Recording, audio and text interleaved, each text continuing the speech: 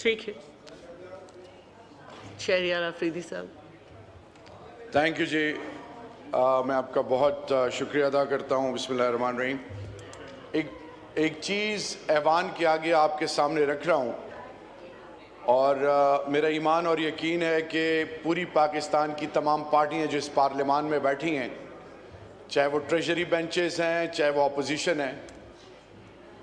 Madam speaker, कि खैबर पख्तूनख्वा फाटा मर्ज district से जो भी फैमिली, जो भी गाड़ी पब्लिक ट्रांसपोर्ट के थ्रू, प्राइवेट ट्रांसपोर्ट के थ्रू, किसी रूट से पंजाब जब इंटर होती है तो पंजाब के एंट्री पॉइंट्स पे उनसे डाटा कलेक्ट किया जा रहा है, उनकी रजिस्ट्रेशन होती है।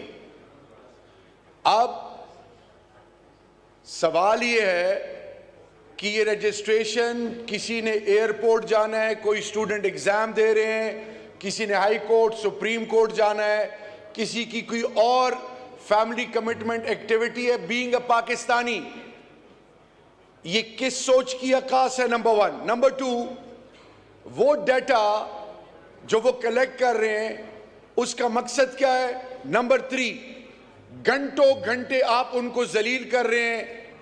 एक मॉक एक्सरसाइज कराई थी इन्होंने जिसमें पश्तून के लिबास को दिखाया गया था। मेरी आपसे रिक्वेस्ट है, ये रियासत माँ है, ये सबकी है। हमने सब इकाइयों को, सब सोच फिक्र को वैल्यू करना है, ओन करना है, इज्जत देनी है। ये इंटीरियर मिनिस्टर साहब और मौजूदा हुकूमत ये क्या साबित करना चाह रही है? खैबर पख्तूनख्वा के बासियों को क्या मैसेज है?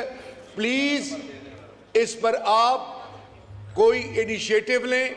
मेरी आपसे रिक्वेस्ट होगी कि स्पीकर चैम्बर में खैबर पख्तूनख्वा के एमएनएस को अक्रॉस पॉलिटिकल स्पेक्ट्रम उनको और इंटीरियर मिनिस्टर को बिठाएं और उनसे पूछें कि ये क्या आपने एक सोच डेवलप कर रहे हो जो कि पाकिस्तान की बुनियादों के खिलाफ है। ये this is very very important madam speaker. Thank you. हमने नुमाइंदे यहां पे भेजे। अगर कोई यहां पे मीनिंगफुल डिबेट नहीं होती, कोई रेड लाइंस नहीं होती कि अगर हम खुल के एक बात पे बात कर सकें या उसको आगे एज अ रेजोल्यूशन या उसको पास कर सकें, ये मुझे बताएं कि जो भी हुकूमतें आई, मैं सिर्फ इस हुकूमत की बात नहीं कर रहा, ये तो कोई ज्यादा ही सीरियस केस है, लेकिन इससे पहले भी जो भी हुकूमतें आई, कोई फॉरेन पॉलिसी यहां पे डिस्कस कर सकता है? क्या पार्लियामेंट यहां पे फॉरेन पॉलिसी बना सकता है? पाकिस्तान को बनाओ। मैं पाकिस्तान की फॉरेन पॉलिसी की बात कर रहा हूं, आपकी फॉरेन पॉलिसी की बात नहीं कर रहा। थोड़ा सब्र करें मैडम, हौसला करें। हमें कहते हैं कि जी आप में पेशेंस नहीं है, अंडर 19 टीम है और नालायक हैं, नाअहल हैं, और ये हालत देख लें। एक अभी मैंने स्पीच शुरू की है और इंटरप्शन करने के बगैर रह नहीं सकती। डिस्टर्ब ना करें। फिर अपने आप को सीजन पार्लियामेंटेरियन कहते हैं और सीजन पॉलिटिकल पार्टीज कहते हैं। अपनी स्पीच पे फोकस करें प्लीज। हाँ, नहीं मैम, आप इस तरह डिस्टर्ब नहीं करें। चलिए जी, डेमोक्रेसी की यहां बात की गई। प्रेसिडेंट साहब ने कहा कि कायद-ए-आज़म मोहम्मद अली जिन्ना, शहीद जुल्फ़िकार अली भुट्टो एंड शहीद मोहतरमा Benazir Bhutto who spend their lives being advocates for democracy. अब डेमोक्रेसी की हालत आप इस मुल्क में देख लें, इस मुल्क में किस तरह की डेमोक्रेसी है। मैं अपने दौर की, मैं हकीकत बता रहा हूं, मैं झूठ नहीं बोलूंगा। हमसे भी गलतियां हुई, मैं मानता हूं, हमसे भी गलतियां हुई। 2018 के इलेक्शंस पे सवालात उठे, लेकिन अगर उस पे 10% सवालात उठे, 2024 के इलेक्शन पे 100% सवालात उठ रहे हैं। मैं ये मानता हूं कि अगर हमने 3.5 साल में वो काम नहीं कर सके जो हमें करने चाहिए थे, या कमजोरियां थी या कोलिशन थी या जो भी था, लेकिन 35-40 साल से तो 35-40 साल से तो जो इस तरफ 2 या 3 पार्टियां बैठी हुई हैं, इन्हीं की हुकूमत है। जुल्फिकार अली भुट्टो साहब से लेके बेनजीर साहिबा तक, फिर नवाज शरीफ साहब 1982 में पहली दफा फाइनेंस मिनिस्टर बने थे, फिर चीफ मिनिस्टर बने, फिर उनके भाई चीफ मिनिस्टर बने, फिर वो 3 दफा प्राइम मिनिस्टर रहे, फिर दूसरी दफा अभी शहबाज शरीफ साहब प्राइम मिनिस्टर बने हैं। लेकिन अगर हमें पाकिस्तान के सारे निजाम को बिगाड़ने के लिए टीवी पे आप जाएं, ऐसे आपको लगेगा कि ये 1971 का वाकया भी इमरान खान की वजह से हुआ और तहरीक इंसाफ की वजह से हुआ। क्या उस वक्त इमरान खान था या उसकी हुकूमत थी? मैं 10% रिस्पॉन्सिबिलिटी गलतियों के लेने के लिए तैयार हूं, लेकिन 90% रिस्पॉन्सिबिलिटी लेने के लिए जो यहां पे बैठे हुए हैं, फिर इनको उन गलतियों की रिस्पॉन्सिबिलिटी भी लेनी पड़ेगी, तभी हम आगे बढ़ेंगे। इस तरह ना रिकंसिलिएशन होगी और ना इस तरह आगे बात चलेगी। फिर इसके बाद टॉलरेंस की बात हुई। उन्होंने 3 अल्फाज कहे, democracy, tolerance and social justice. 2 o'clock की थी। डेमोक्रेसी का अगर मैं आपको बताऊं, 1947 में 2 मुल्क आजाद हुए, इंडिया और पाकिस्तान।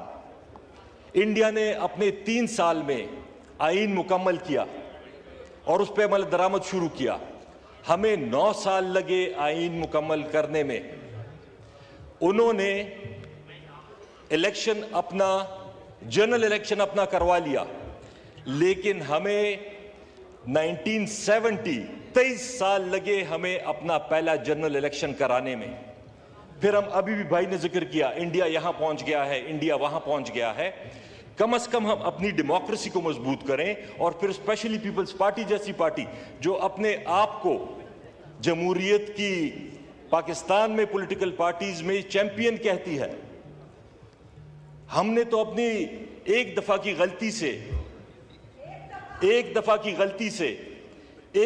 गलती से हमने बहुत कुछ सीख लिया है। लेकिन मुस्लिम लीग और पीपल्स पार्टी और MQM 10 दफा गलतियां करने के बावजूद भी नहीं सीखी और आज भी वही गलती कर रही है। जो हमें कह रहे हैं कि आप गलती कर रहे हैं, हमने 1 दफा की, आप लोग 10 दफा कर रहे हैं। कर लीजिए, सॉरी, कंक्लूड कर लीजिए। 2 बजे शुरू हुए, अभी 8 मिनट हुए। मेरे सामने लगी, मेरे सामने लगी। मैंने स्टॉप वॉच घड़ी भी कहीं फॉर्म 47 वाली तो नहीं है? ये जरा चेक करवा लें कि असली वाली है आपके या दौर में भी लगी हुई थी। RTS वाली है। अच्छा, यहाँ पे प्रेसिडेंट साहब ने जिक्र किया रिफॉर्म्स का और ये कहा, I strongly believe that in order to align our country with the 21st century. अब 21st सेंचुरी के साथ अलाइन करने के लिए सिर्फ तकरीर से नहीं होगा। जमहूरियत सिर्फ इलेक्शन नहीं होता, जमहूरियत एक सोच होती है। अगर सोच आपकी जमहूरी ना हो, तो आप जमहूरियत ना अपनी पार्टी में कायम कर सकते हैं और ना मुल्क में कायम कर सकते हैं। मैं ये कह रहा हूं कि अगर 21st सेंचुरी में जाना हो, मीडिया की आजादी, आया इस वक्त मीडिया आजाद है मुल्क में? एंकर से पूछ लें, कंक्लूड कर लीजिए, ओनर से पूछ लें। मैं स्पीकर साहिबा, वो सरकारी लोगों की तरह वो जिस तरह वो छुट्टियां जमा करते हैं, तो मैं अपनी बातें भी जमा करता हूं। वो साल में 1 दफा बातें करते हैं, तो मैं भी हर दफा नहीं बोलूंगा। तो मुझे अगर थोड़ा सा टाइम दे दें तो मेहरबानी होगी आपकी। कल मेरी तो बात भी पूरी नहीं हुई थी, स्पीकर साहब ने पूरे टाइम पे मुझे बिठा दिया। आज 21st सेंचुरी में हम जाने की बात कर रहे हैं। टीवी पे आप बुरे से बुरे आदमी का, दुनिया की तारीख का बुरे से बुरे आदमी का नाम ले सकते हैं, उसकी तस्वीर दिखा सकते हैं, लेकिन इमरान खान की ना आप तस्वीर दिखा सकते हैं किसी टीवी चैनल पे, ना उनका नाम ले सकते हैं। ये हम 27 ये हम 20 कंक्लूड कर लें। देखिए अच्छा, सोशल मीडिया पे बैन, सोशल मीडिया पे बैन, ट्विटर पे, एक्स पे अभी भी बैन है। और ये हम 21st सेंचुरी में जाने की बात करते हैं। और मजे की बात, जो हमारे डिफेंस मिनिस्टर साहब हैं, ख्वाजा आसिफ साहब, जो जिन्होंने ठेका लिया हुआ है लोगों को शर्म और हया दिलाने का, वो खुद डिफेंस मिनिस्टर हैं, बैन भी किया हुआ है, और वो खुद आज भी ट्विटर यूज कर रहे हैं, एक्स यूज कर रहे हैं। लोगों से फिर एक्सपेक्ट करते हैं कि आप कानून का एहतराम करें। डोगर साहब, आप मैं सिर्फ डिसाइड किए 10 मिनट्स। मैं आखिर में सिर्फ एक इंपॉर्टेंट चीज है दुबई लीक्स के हवाले से, क्योंकि ये प्रेसिडेंट साहब ने जिक्र किया फॉरेन डायरेक्ट इन्वेस्टमेंट का और इकोनॉमी का। मैडम, ये देख लें कि इस वक्त हम कभी SIFC तो कभी हम जाते हैं बाहर मुल्कों में, और पहले हम सिर्फ अंग्रेजी में भीख मांगते थे। कुछ महीने से मैं ये देख रहा हूं, मैडम प्लीज अगर तवज्जो दें। पहले हम सिर्फ इंग्लिश में भीख मांगते थे। अभी मैंने प्राइम मिनिस्टर शहबाज शरीफ को देखा, उन्होंने अरबी सीख ली है अरबी में भीख मांगने के लिए, चीनी सीख ली है चीनी में भीख मांगने के लिए। अगर हमारी अपनी ये हालत है, अगर हमारी अपनी ये हालत है कि हमारे $12.5 अरब पॉलिटिशियंस के, वाइंड अप करता हूं, पॉलिटिशियंस के, जजेस के, जर्नैलों के, ब्यूरोक्रेट्स के,